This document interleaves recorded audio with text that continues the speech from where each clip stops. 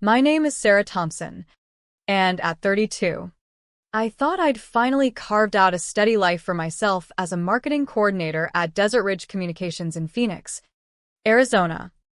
I'd scrimped and saved to buy my reliable 2018 Ford F-150 pickup, paid it off last summer, and it was my ticket to freedom on those long drives through the Sonoran Desert. But fate has a funny way of throwing curveballs, especially when family gets involved. It all started with that damn blood clot in my lung, a pulmonary embolism that hit me like a freight train one scorching afternoon in June. I was prepping for a big pitch to a client, feeling a bit off, when suddenly my chest tightened like a vice grip.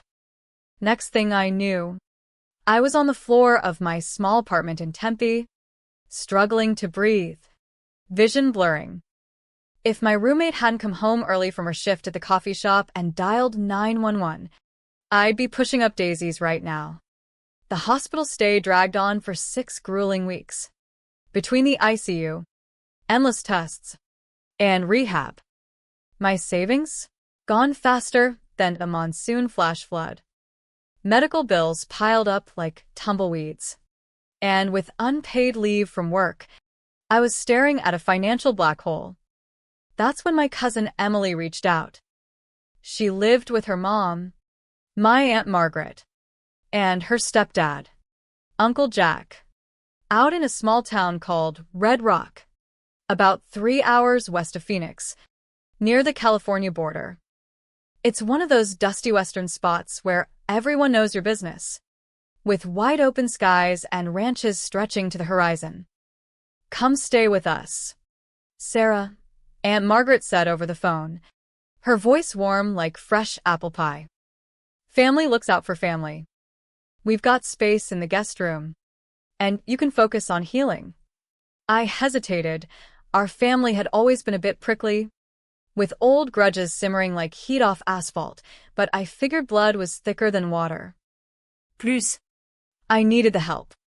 So, I drove my F-150 out there before my follow-up surgery, parking it in their gravel driveway under a big mesquite tree.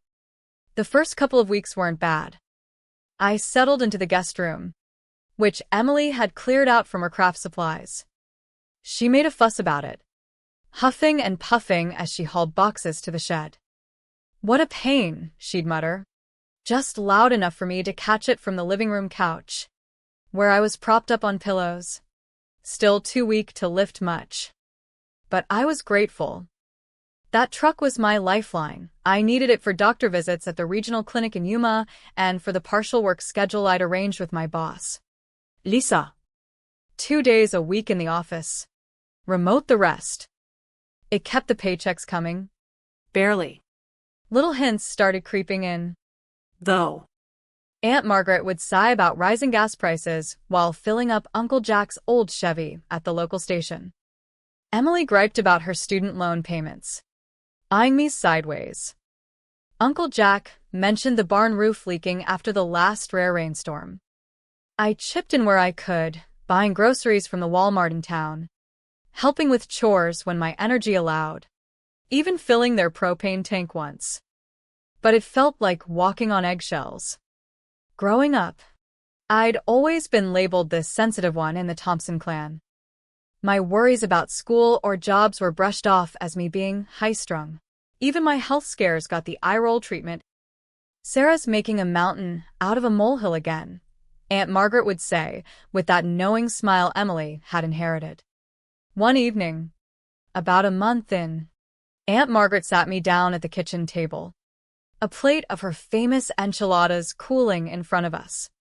I was back from a tiring day in Phoenix, still in my work jeans, sorting through a stack of EOBs from insurance that made my head spin. Sarah, darlin', she said, her southern drawl, a holdover from her Texas roots, thickening.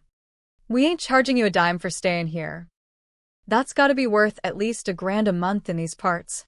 Don't you think? I nodded, appreciative but uneasy. Ida. Aunt Margaret. As soon as I'm back on solid ground. She cut in, patting my hand. Family don't keep tabs. But we also don't freeload. The words hung there like a storm cloud. After that, the asks got bolder. Emily, who worked part-time at a souvenir shop in town selling turquoise jewelry to tourists, cornered me before a doctor's appointment. "I'm short on my truck payment this month," she said, batting her eyes. "Mom figured since you're savon big on rent." I handed over $300 I couldn't spare, just to avoid the cold shoulder that followed any no. Uncle Jack called a family powwow the next week about the barn roof estimate for $1,500. They divvied it up, him a third, Aunt Margaret a third, and eyes on me for the rest. "I've got these bills," I explained, showing them the stack. Emily snorted. "You got that fancy city job. Some of us are scrapping by." The pressure built, like desert heat. Comments about my water usage during showers. My expensive blood thinners spotted on a receipt. $400 for meds? Must be nice while we're fixin' to patch the barn. I drew the line when Emily asked me to co-sign a loan for a new phone. "It's for my side hustle. Sellin' crafts online," she claimed, though I'd never seen her make a single thing. "After all we've done." I refused, citing my fragile credit post-hospital. That night, Aunt Margaret loomed in my doorway. "We opened our home when you were down and out. And you talk about risk? That's cold. Sarah." Lying in bed, I overheard them through the thin walls. "She owes us big time," Emily whispered. "That truck of hers could fetch a pretty penny. If she cared about family, she'd sell it and ride the bus." Aunt Margaret's reply chilled me. "We can't make her. But maybe it's time she pitches in proper." I realized then my weakness wasn't drawing compassion. It was an opening for them to pounce. That fateful Monday dawned hot and dry, the kind where the sun bakes everything by 8 a.m. My alarm buzzed at 4:30 for the drive to Phoenix. I tiptoed through the house, grabbed my work bag, and stepped out to the driveway. Empty. Just a patch of oil-stained gravel where my F-150 should have been. My stomach dropped like I'd driven off a cliff. Theft. Red Rock was quiet, but joyriders hit rural areas sometimes. I fumbled for my phone to call the sheriff when Emily appeared on the porch, sipping coffee in her robe, smirking like she'd hit the jackpot. "Looking for something?" she drawled. "My truck." "Someone stole it," she chuckled. "Ain't no thief." "Sarah." "We sold it." The word slapped me harder than a sandstorm. "You what?" "Sold your truck. You owe this family free room, meals, all that." Mom and I figured it was fair payback. Rage boiled up. "That's my truck. I own it outright." "How'd you even?" "Keys were on the hook. Title in your drawer, easy pickings." Aunt Margaret joined her, arms folded. "We needed that barn fixed. Your contribution." Finally, they admitted selling it for $5,000 cash. Well, undervalue. To a quick buyer. "Cash talks," Emily said with a shrug. I called the sheriff's department, hands trembling. Deputies arrived within the hour. But after hearing the story, family access, no forced entry, they shook their heads. "This sounds like a civil dispute." Mom. "Get a lawyer for small claims or superior court." "Criminal? Tough to prove without clear theft elements." As they drove off, Emily waved mockingly from the window. I was stranded. No wheels in a town where public transit was a joke. Sporadic buses to Yuma. Nothing direct to Phoenix. The next days were hell. Commuting turned into a marathon. Hitch a ride to the highway. Bus to Phoenix. Uber the last leg. Cost me $80 a day. Eating into my meds budget. I missed a key meeting, and Lisa pulled me aside. "Sarah, we're rooting for you post-recovery. But clients need consistency." My job hung by a thread. Doctor visits? The clinic was 40 miles away, I rescheduled twice, risking my health for lack of funds. Back at the ranch, they acted normal, chatting over chilly dinners while I stewed. Overheard plans. That laptop of hers could go next, Emily whispered. Claim insurance, easy money. Aunt Margaret laughed. Smart thinkin'. She's milked us long enough. Desperate, I scoured online classifieds and found my truck at a shady lot in Blythe, California, marked up to $12,000. Photos showed my custom seat covers still there. Calling them. They stonewalled, bought fair and square. Lady. Digging deeper, I realized they'd rifled through more: my driver's license, social security card, even my late mom's birth certificate I'd kept for sentimental reasons. The betrayal cut deep, like a knife in the back from kin. By Friday, I lost a major account at work. Reliability issues, Lisa said apologetically. That night, packing what little I had, I knew I couldn't stay. But how to fight back? A friend in Phoenix suggested a lawyer. I Ubered to town the next day and met Alex Rivera, a sharp attorney specializing in family disputes and property law in the Southwest. This ain't just theft, he said, reviewing my notes. With forgery on the title, Arizona law treats that as felony fraud if values over $1,000. And accessing your docs without consent? That's identity theft potential under federal statutes. But we'll start local. Alex pulled strings. DMV records showed a forged signature. My loopy S looked like chicken scratch. No roof repairs filed with the county. They pocketed the cash. Affidavits from neighbors confirmed Emily driving my truck days prior without permission. I even recorded a conversation. Phone hidden in my pocket during dinner. She thinks she's slick, Aunt Margaret said. But that truck money's ours now. Laptop next, insurance scam. Emily giggled. You're a genius, Mom. We built the case brick by brick. Alex explained Western property laws. No formal tenancy meant no lien rights on my stuff. Selling without consent?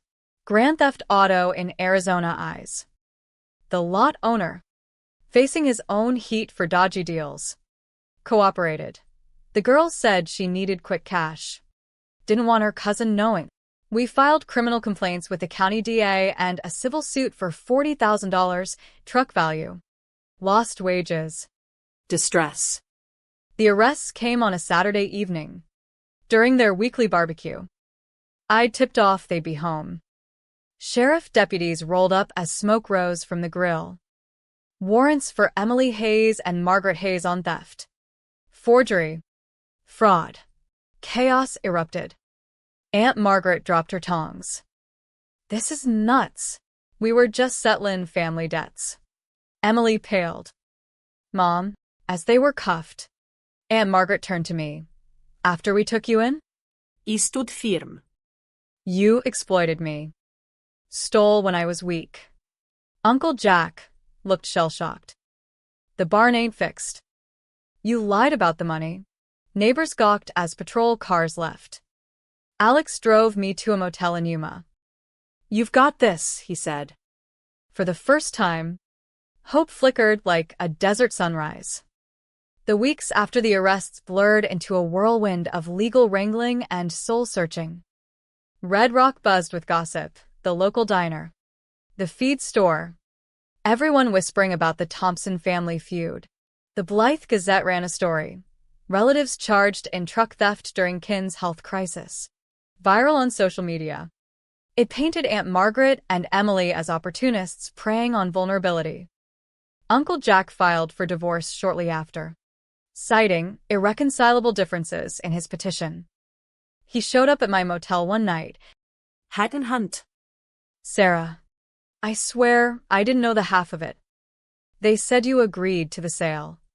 I didn't buy it fully. He'd seen the pressure, heard the snide remarks, but his eyes held genuine regret. Maybe not, but you let it happen. He nodded, leaving a check for $1,000. For what it's worth. My health stabilized with regular checkups. Now easier with a rental car Alex fronted from case funds. Work picked up. Lisa gave me leeway, impressed by my resilience. But the anger festered. Nights alone. I'd replay the betrayal. Their smirks. The empty driveway. Plans to strip me bare. Alex pushed forward. We've got ironclad evidence, recordings, forgeries, witness statements. DA's offering plea deals. But we're aiming for accountability. Criminal charges stuck. Felony theft over $5,000. Forgery under Arizona revised statutes. Civilly, we sought restitution plus punitives for intentional harm. Bail hearings came quick. Aunt Margaret posted using home equity. Emily scraped by with the bondsman. They lawyered up separately. Fingers pointing. Emily's attorney claimed Mom orchestrated it all. I was just following. Aunt Margaret's countered. Emily acted rogue. Forged everything. Their infighting handed the DA confessions on a platter. Alex chuckled. They're their own worst enemies. Meanwhile, I dug into family history. A call to my estranged great-aunt Clara in Nevada revealed patterns. Margaret's always been grabby, she said. Stole heirlooms after Grandma passed. Sold 'em quick. I cut ties years ago. It wasn't just me, it was who they were. Chasing easy money over bonds. The truck? Recovered from the lot as evidence, then released to me after inspections. Driving it home to a new apartment in Tempe felt like reclaiming my soul. But as trial loomed, doubts crept in. Was revenge worth shattering lives? Emily was young, maybe misguided by Aunt Margaret's influence. And Aunt Margaret? Widowed young. Remarried. Always scraping, perhaps desperation drove her. I confided in Alex. Make it right. but Humane. no max sentences. He nodded. We can push for probation, restitution, counseling, pretrial conference, DA proposed pleas. Emily, guilty to misdemeanor theft. 18 months probation. 200 community hours at a local shelter. Full restitution. Aunt Margaret, felony forgery reduced. 3 months house arrest. 3 years probation. Anger management classes. Both. No contact order with me. Mandatory financial literacy courses. It's fair, Alex said. They pay back. Learn. But avoid hard time. I agreed. Thinking of the light lesson. Actions have consequences. But redemption's possible. Sentencing day in the county courthouse. A squat adobe building in Yuma. Aunt Margaret wept. We were wrong. Sarah. Desperation blinded us. Emily. Tiri, I'm sorry. I let resentment build. The judge, a no-nonsense woman with a Western twang, lectured. You abuse trust during a medical crisis, that's low. But owning up matters. Follow terms, or face worse. As they left, Aunt Margaret approached hesitantly. Can we ever make amends? I paused. Time will tell. Start by changing. It wasn't forgiveness yet, but a crack in the door. Back in Phoenix. Life bloomed.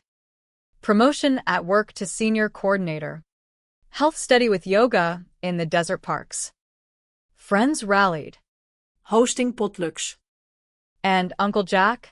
He remarried quietly. Sent occasional checks-ins. The experience taught me, family ain't always blood. It's who stands by you. But even blood can heal if folks own their messes. Settling into my new routine post-sentencing felt like emerging from a long dust storm, clearer skies. But echoes of the grit lingering. The $25,000 civil settlement came through, mostly from Aunt Margaret's home refinance, covering my losses and then some. I used part to pay off lingering bills. donated a chunk to a pulmonary health nonprofit in Phoenix. Work thrived. Lisa praised my tenacity, assigning me lead on a tourism campaign for Arizona's Western Trails.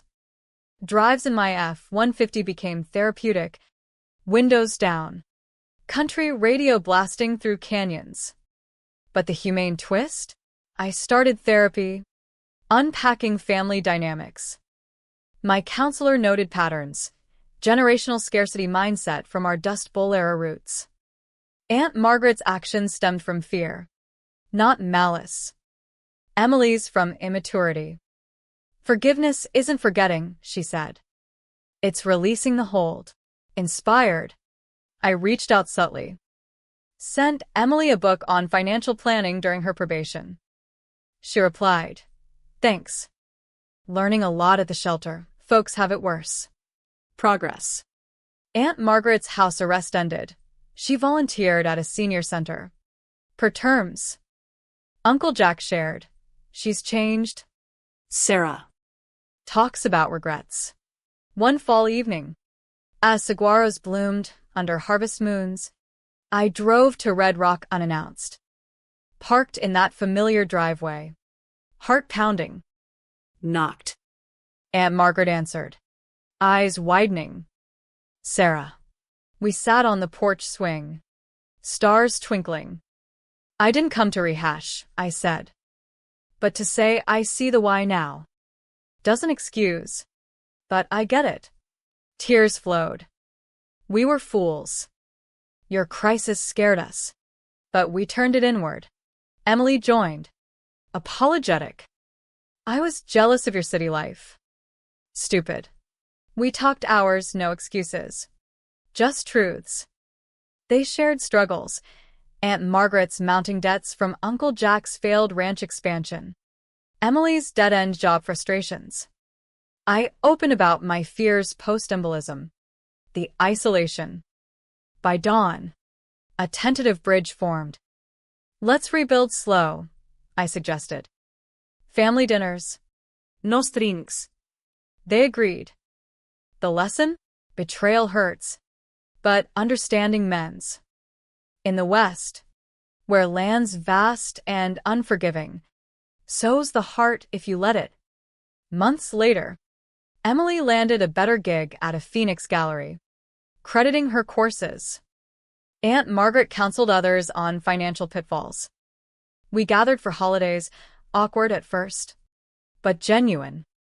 My story inspired a local podcast episode on family resilience. Anonymized. Listeners shared similar tales, reinforcing justice tempers with mercy yields growth. 2 years on, looking back from my porch in Tempe, the ordeal feels like a distant thunderstorm, fierce, but clearing the air. My health's rock solid, annual scans clean, life balanced with hikes in the superstitions. Work promoted me to director, overseeing Western campaigns that highlight community bonds. The F-150, still my faithful steed, now with upgraded tires for off-road adventures. Family, we're closer, wiser. Aunt Margaret sold the ranch, downsized to a cozy condo in Yuma, thriving in retirement groups. Emily's engaged, running her own online craft store, no more shortcuts. We vacation together yearly, like that trip to the Grand Canyon, laughing over campfires about the truck incident. Uncle Jack remarried happily, joins occasionally. The light lesson lingers, vulnerability invites tests, but standing firm with compassion turns foes to allies. In the American West, where pioneers forged paths through hardship, forgiveness is the ultimate frontier. Betrayal stole my wheels, but justice, humane and true, gave me wings. If life's handed you a similar dust-up, remember, fight fair, heal deep, and keep driving forward.